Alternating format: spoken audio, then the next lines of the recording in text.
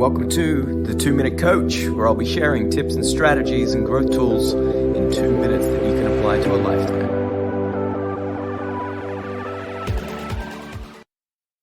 Now, in the zone of genius, they don't talk about anticipating, they're more about dealing with it when it comes. But if you go that next level,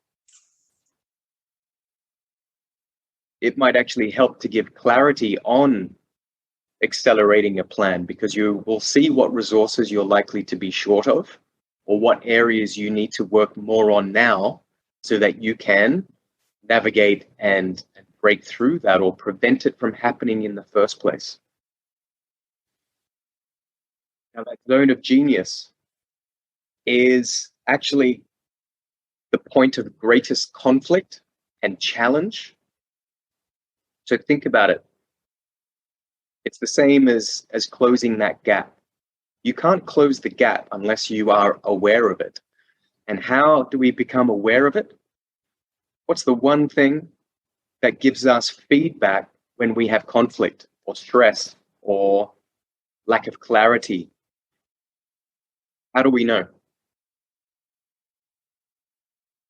What emotional effect does that have on you when you are indecisive or you're not taking charge of a decision?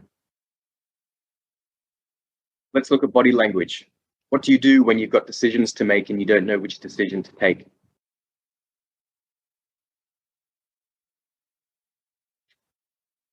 And, you've got facial expressions, you scratch your head, you get agitated, maybe there's that anxiety, right? There's an emotional response. So that is still the trigger to then move into that zone of genius, because then you start taking control. You get clear, you make a decision, you've got clarity, you decide what you need to do next, and then you keep moving forward. So that point of friction is basically the entry point. So we've talked about trigger interception, but the anxiety and stress or indecision, that's your entry point to start moving into flow and into that zone. So you move from that stuck state to an empowered state.